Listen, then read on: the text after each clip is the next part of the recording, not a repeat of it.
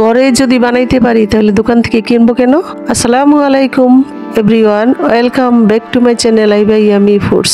আজকে তৈরি করে দেখাবো হোমমেড ফিরনি মিক্স। এটা বানানো খুবই সহজ। আমি এখানে 100 গ্রাম সুগন্ধি পোলার চাল নিলাম, আর এর সাথে 50 গ্রাম চিনি দিলে পারফেক্ট হবে, কিন্তু আমার বাচ্চারা বেশি মিষ্টি খায়, তাই আমি চালের সমান সমান চিনি নিলাম। পোলার চালটাকে আধা ভাঙ্গা করে নিলাম।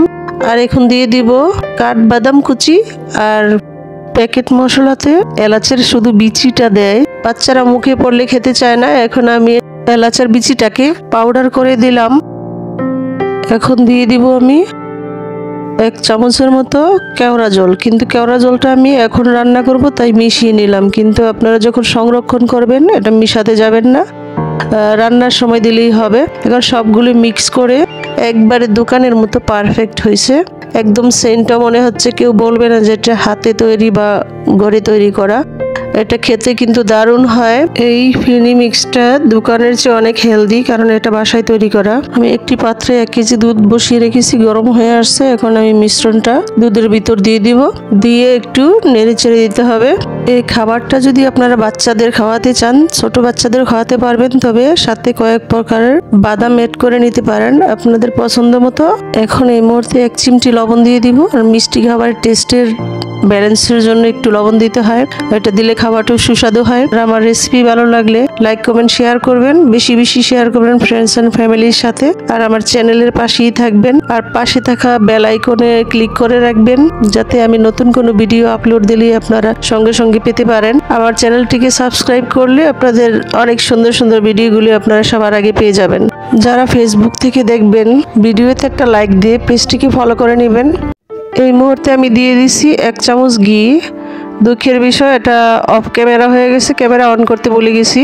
হাতের কাছে থাকলে আপনারাও দিতে পারেন, না থাকলে দিতে হবে না, তবে দিলে স্মেলটা দারুণ আসে, সারা ঘর সুগন্ধে ভরে যায়।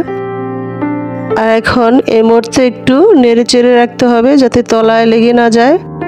এই মুহূর্তে মিশ্রণটা আস্তে আস্তে ঘন হয়ে আসতেছে, এই জন্য নেড়ে চেড়ে দিতে হবে বেশি বেশি। এই পর্যায়ে আমি দিয়ে দিলাম 2 চামচের মতো গুঁড়া দুধ। এটা দিলেও টেস্ট ভালো আসে, দেওয়ার চেষ্টা করবেন। দিয়ে নেড়ে চেড়ে মিশিয়ে নেব। আর এই খাবারটা যদি সংরক্ষণে রাখতে চান, তাহলে আপনারা এয়ারটাইট বক্সে ফ্রিজের নর্মাল চেম্বারে 1 মাসের মতো রাখতে পারবেন। বাচ্চারা যখন চাইবে তখনই বের করে রান্না করে নিতে পারেন। আমার রান্না প্রায় শেষের দিকে।